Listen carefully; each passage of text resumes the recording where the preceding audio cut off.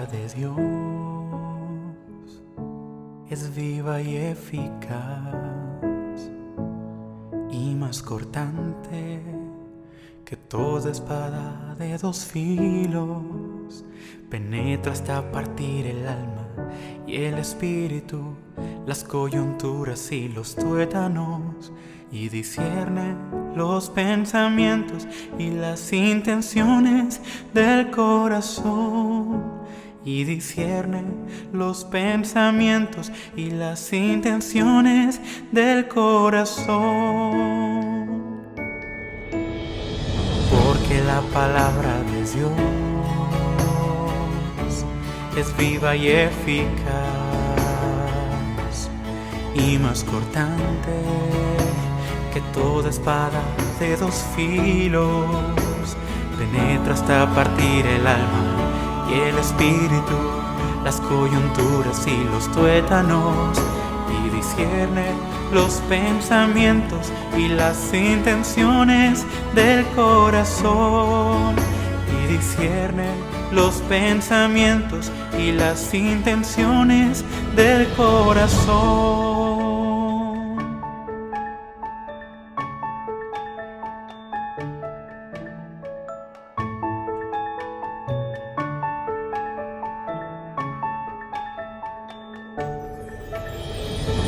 Buenas tardes, hermanos. Las canciones con las que hoy vamos a alabar al Señor son dos himnos. El primero está en nuestros signarios y es el 546. Se titula Cristo pronto volverá. Y el segundo himno se titula La cruz hizo la diferencia. Y podemos cantarle agradecidos mientras que estamos esperando, como Él ha prometido, que va a volver a por nosotros, a por su iglesia, a por sus hijos. Y de mientras que estamos en esta espera, podemos compartir con otros que la cruz hizo la diferencia en nuestras vidas. Las cambió, nos perdonó, nos ha restaurado, sigue trabajando en nuestras vidas y puede trabajar también en las suyas, que acudan a la cruz de Cristo, que pidan perdón y que así podrán ver que el Señor cambia sus vidas y les da un sentido diferente y un valor diferente. Pues bendiciones, hermanos.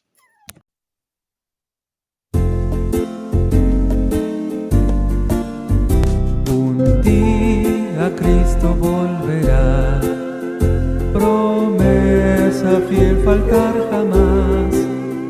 Como se fue así vendrá, y su pueblo ha de ver al Rey Jesús. Muy pronto sí, Jesús vendrá, y alegre le verá su pueblo. Velad, orad, el Rey vendrá, los suyos arrebatará. Los mensajeros del Señor afirman que vendrá Jesús, y el buen fiel consolador las promesas ya sacó a plena luz. Muy pronto sí, Jesús vendrá, y alegre le verá su pueblo. Velad, orad, el Rey vendrá, los suyos arrebatará. Oh, gloria sin comparación será mirar a nuestro Rey. Reciben todos bendición, esperando ese día son tu grey. Muy pronto sí, Jesús vendrá, y alegre le verá su pueblo. Velad, orad, el Rey vendrá, los suyos arrebatará. Oh, bienvenido Rey Jesús, tu iglesia te espera aquí. Muy pronto ha de ver tu faz y gozar de tus laureles siempre allí. Muy pronto sí, Jesús vendrá, y alegre le verá su pueblo. Velad, orad, el Rey vendrá, suyos arrebatará.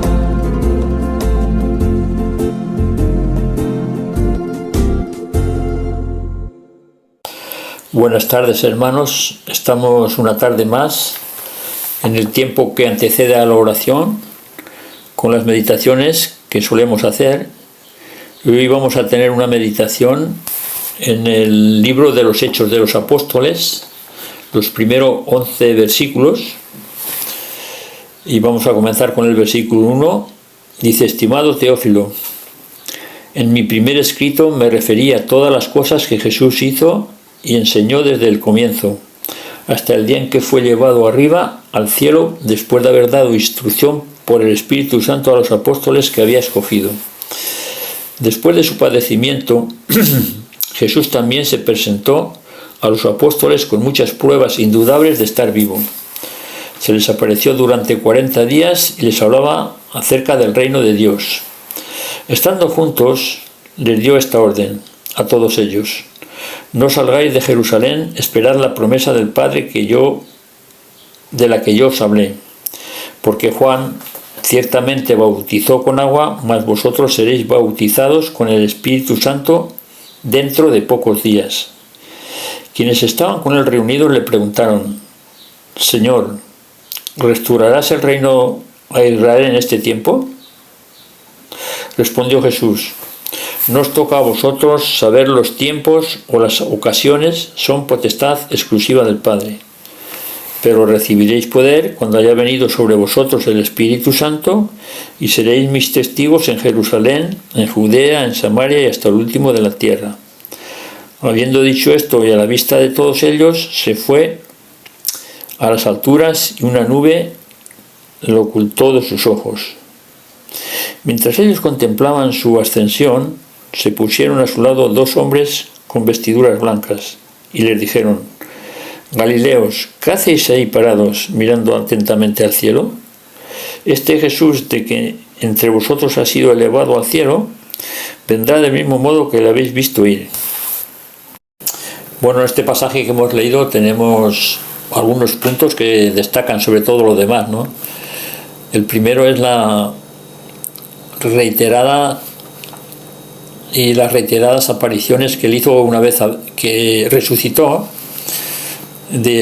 para confirmar su resurrección, y lo hace una y otra vez, las apariciones, y de diversas formas y en diversos lugares diferentes. Y también está la promesa del Espíritu Santo, y una vez venido el Espíritu Santo, según el versículo 8, una vez que se haya cumplido esa promesa, pues tienen una gran comisión, ¿no? Es el versículo 8, donde en torno al cual pues gira todo este libro. Este libro gira en torno a la gran comisión, ¿no?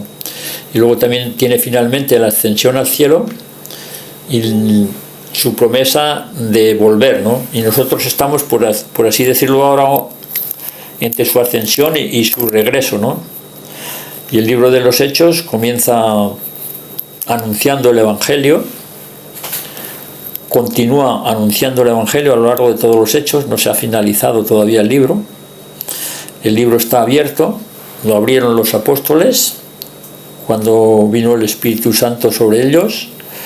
En Pentecostés se inicia ya la nueva era con la venida del Espíritu Santo. Ya comienzan a predicar los apóstoles y los discípulos, y así se ha continuado hasta el día de hoy, ¿no?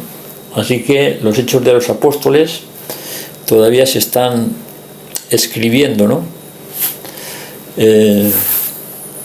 Y pues no finalizarán hasta que Jesucristo vuelva otra vez, ¿no? La obra de redención que el Señor hizo en la cruz del Calvario, pues ya está finalizada, ya está acabada. Él la terminó, nadie le puede añadir más. Él dijo: yo he acabado la obra que me diste que hiciese, y a eso nadie se le puede añadir más. Pero lo que es la obra de salvación y de la extensión del reino, pues eso es algo que él comenzó con sus discípulos y después y con sus apóstoles, y que luego él, después de ascender al cielo, o antes de ascender al cielo, se lo reitera otra vez varias veces, la necesidad de predicar el Evangelio del Reino, que él había comenzado y que estuvo con ellos durante el tiempo que estuvo con ellos, los estuvo instruyendo, los estuvo formando, pero los estuvo formando para que ellos, cuando él ascendiera al cielo, pues continuasen con la misma labor, ¿no? Y él asciende al cielo, pero desde el cielo él está dirigiendo, por así decirlo, a través del Espíritu Santo, está dirigiendo a su iglesia, ¿no?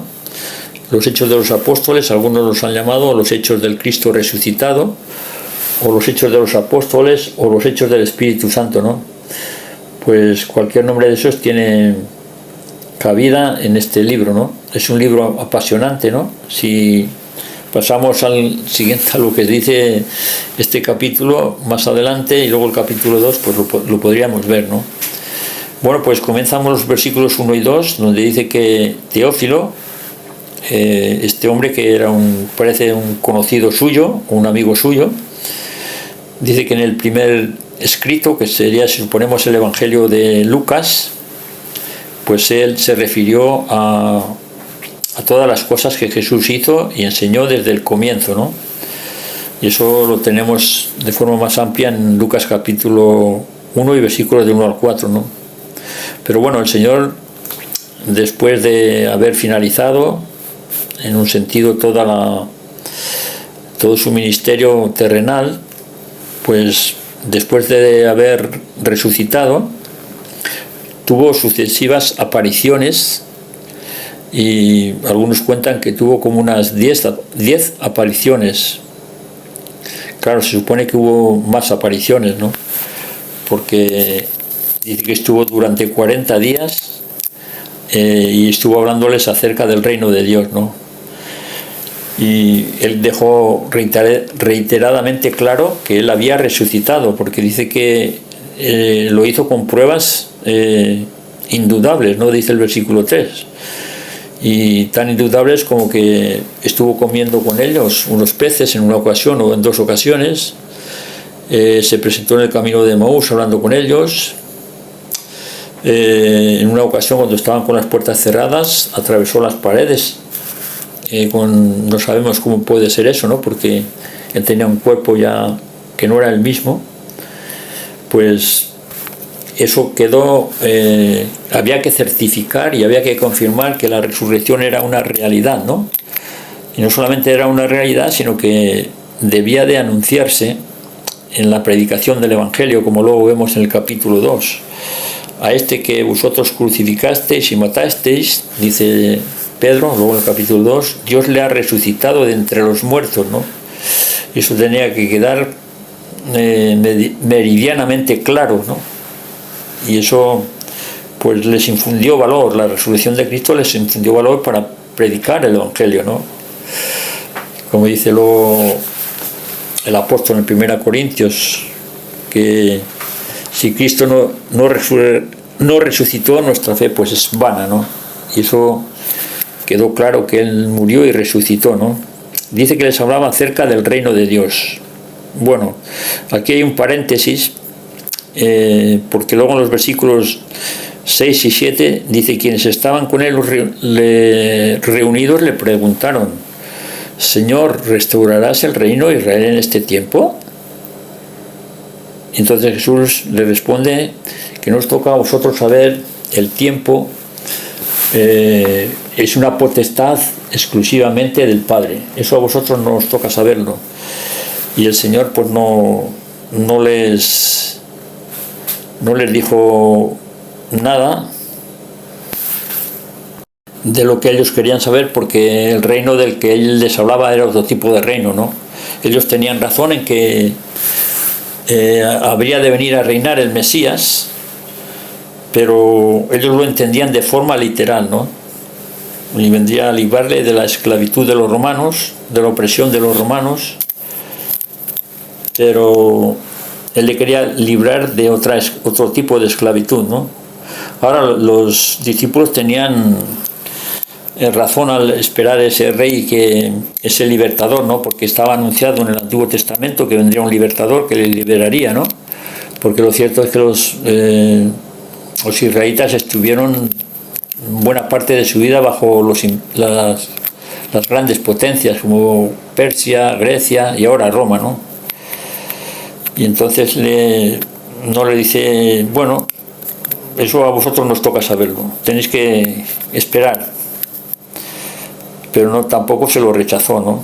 Porque eso estaba anunciado y de todas las formas eso se cumplirá un día cuando Cristo vuelva a reinar. Pero ahora hay otro reino que no es el reino terrenal, sino es un reino espiritual, ¿no? Y es un reino, por así decirlo, mucho más difícil de conquistar que el reino terrenal, ¿no? Porque el reino terrenal, pues de una u otra forma, cuando hay un imperio más grande que el tuyo, viene y lo establece por la fuerza, ¿no? Pero es que este reino no es un reino que se establece por la fuerza, ni se establece por poder humano, es un reino espiritual, ¿no? Es el reino de los cielos, ¿no? Y él equiparó muchas veces el Evangelio con el reino de los cielos. Dijo, arrepentíos en Marcos capítulo 1, porque el reino de los cielos se ha acercado, y creed en el Evangelio, ¿no? En Marcos capítulo 1. Leemos allí en Marcos capítulo 1, versículos 14 y 15, dice así: después que Juan fue encarcelado, Jesús vino a Galilea predicando el Evangelio del reino de Dios, diciendo, el tiempo se ha cumplido y el reino de Dios se ha acercado, arrepentíos y creed en el Evangelio. Es decir, el reino del que el Señor Jesús les estaba hablando y que ellos no entendieron todavía, porque no habían acabado de entenderlo, pues se trataba del reino de Dios establecido en los hombres, ¿no? El reino que ellos esperaban era un reino de un rey, que el mejor que él que había resucitado, ¿no? Y ellos en una ocasión, Juan y Jacobo le dijeron, dice, permítenos que en tu reino, cuando vengas en tu reino, nos sentemos uno a la derecha y otro a la izquierda, ¿no? Y eso ellos lo tenían metido en la cabeza, ¿no? Y también en Lucas, allí capítulo 24, dice, nosotros esperábamos que él era el que iba a restaurar el reino de Israel, ¿no? O sea, que ellos lo tenían eso muy grabado, ¿no? Pero el reino del que yo os hablo no es ese, es otro reino. Es la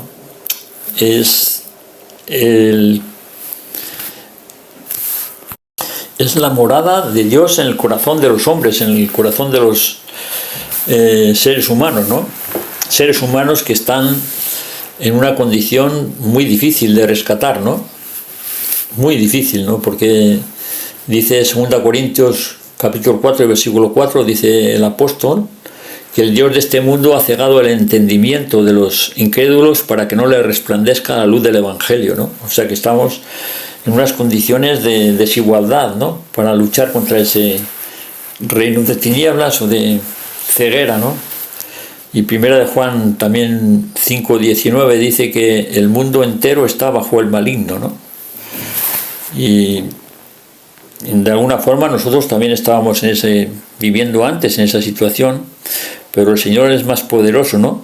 Y puede sacarnos, nos sacó a nosotros y sacará a los que Él va a sacar, a los que crean, porque dice que mayor es el que está en vosotros que el que está en el mundo, ¿no? Así que tenemos una tarea complicadísima que humanamente es sobrehumana, no podemos de ninguna forma vencerla, ¿no? Es una tarea espiritual, ¿no? Y se ha de hacer con el poder del Espíritu Santo, ¿no? Por eso le promete que para esa tarea no van a estar solos, que vemos aquí en los versículos siguientes. Dice el versículo 5, estando juntos les dio esta orden a todos ellos: no salgáis de Jerusalén, esperad la promesa del Padre de la que yo os hablé, ¿no? Y tenemos ahí esa promesa en varios sitios del Nuevo Testamento, pero uno, por ejemplo, en Juan 14:16 dice, y yo rogaré al Padre y os dará otro consolador para que esté con vosotros para siempre, ¿no? Y esa es la novedad.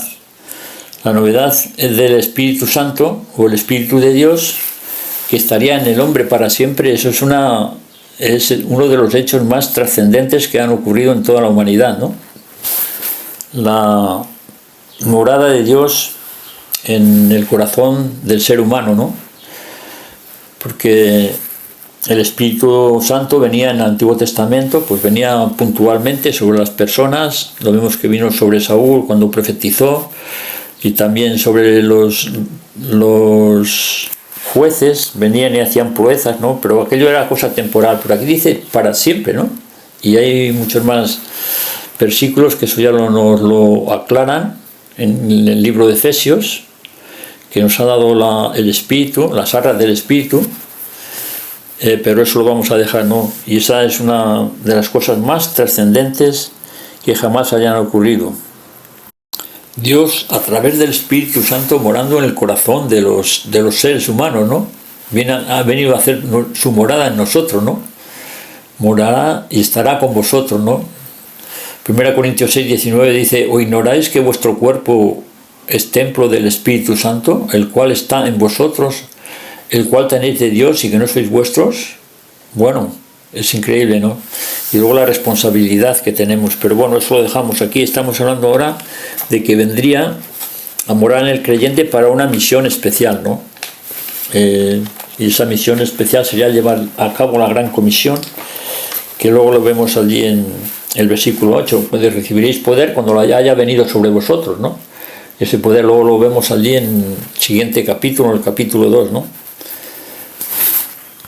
Y todo lo que hicieron los apóstoles, todas esas proezas que hicieron, que finalmente ellos reconocen que no es cosa suya, sino que es cosa del Señor, lo hacen en el nombre de Cristo y lo hacen en el poder del Espíritu Santo, ¿no? Pero es curioso que es que el mismo Espíritu Santo que el Señor enviaría a los discípulos y que vino, y que ahora también está sobre nosotros y sobre todos y cada uno de nosotros, es el mismo Espíritu que tuvo el Señor durante su ministerio, ¿eh?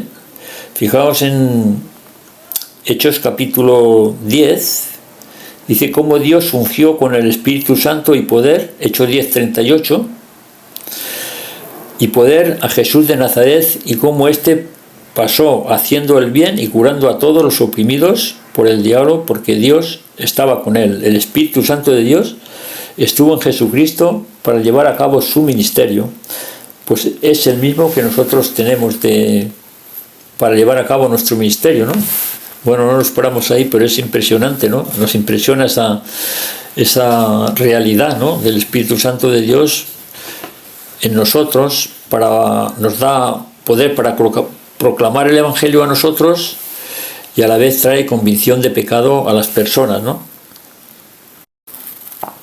Como leemos allí en Juan capítulo 16 y los versículos 7 y 8, dice: pero yo os digo la verdad, os conviene que yo me vaya, porque si no me fuere, el Consolador no vendría a vosotros, mas ahora, si me fuere, os lo enviaré, y cuando Él venga, convencerá al mundo de pecado, de justicia y de juicio.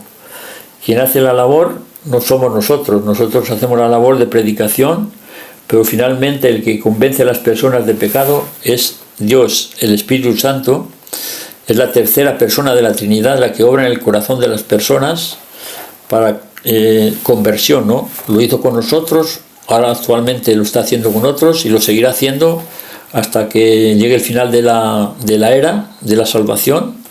El Espíritu Santo será el que está convenciendo a las personas de pecado para conversión, ¿no? Así que nosotros, el poder no está en nosotros somos meros, como decían ellos, los mismos apóstoles, dice: esto que hacemos, no os asombréis, que esto es en nombre de aquel que crucificasteis, en nosotros somos igual que nosotros, somos igual que vosotros, le decían, en nosotros no hay nada especial, ¿no? Pues ese mismo Espíritu que estaba con ellos también está con nosotros. Obviamente hoy no se hacen los milagros que se hacían en aquel entonces, de sanidades, porque era un tiempo especial, pero desde luego el mayor milagro que puede ocurrir en un ser humano es la conversión, ¿eh? Eso es impresionante, ¿no? Y como siendo tan claro el Evangelio las personas no lo aceptan, ¿no? Y es porque el Dios de este mundo les ha cegado, ¿no? ¿Y quién es capaz, ¿no?, de quitarle ese velo, ¿no? Solamente cuando el Señor se lo quita se puede se puede convertir la persona, ¿no? Es un reino de tinieblas del que solamente el Señor, que es mayor, puede vencerlo, ¿no? Dice que no es por fuerza humana, no es por méritos humanos o porque capacidad humana, ¿no? Dice Zacarías 4:6 que no es con el poder del hombre, sino solamente con su espíritu que se puede llevar a cabo esta labor, ¿no? Pues igual aquí también ocurre lo mismo, ¿no? Pues que el Señor, hermano, nos haga ver la necesidad que tenemos del Espíritu Santo en esta tarea de la evangelización, ¿no? Y que yo me quedo con el versículo 4 que dice ahí, me lo he aplicado para mí, dice: no salgáis de Jerusalén, esperad la promesa del Padre, ¿no? Bueno, eso ya lo tenemos, pero quiero hacer una aplicación para mi vida en el sentido de que no voy a salir a evangelizar, o no voy a salir a hacer o hablar del Señor, o no voy a hablar a otra persona acerca del Señor sin estar confiando que es el Espíritu Santo el que está hablando a esa persona, ¿no? Y dejarle a él los resultados, ¿no?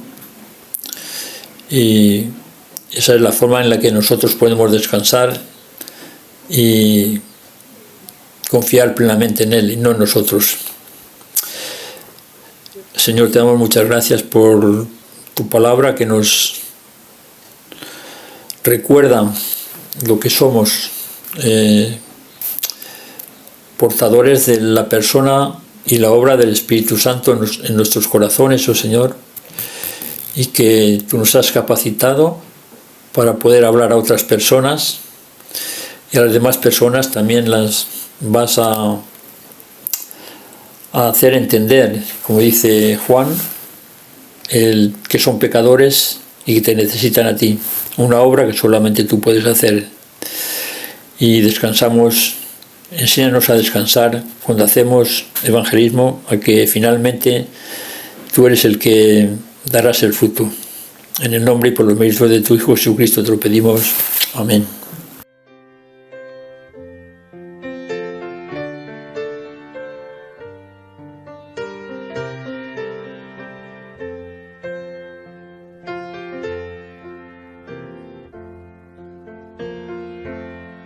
Cuando andamos con Dios, escuchando su voz, nuestra senda florida será.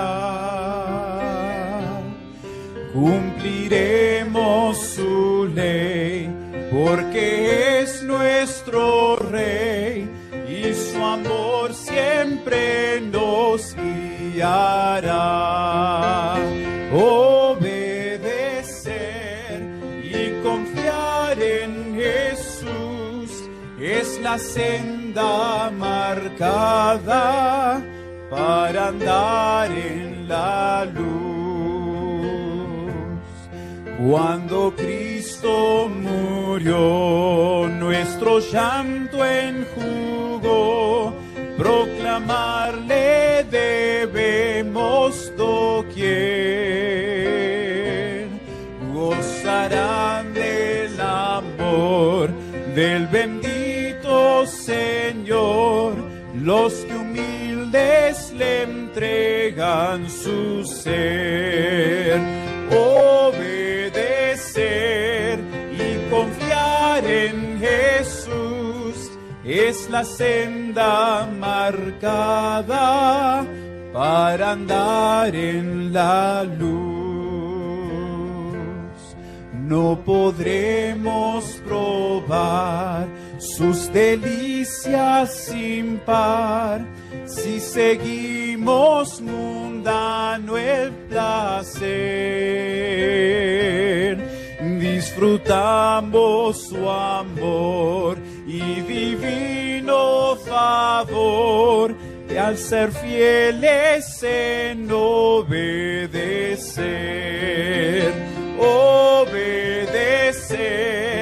y confiar en Jesús es la senda marcada para andar en la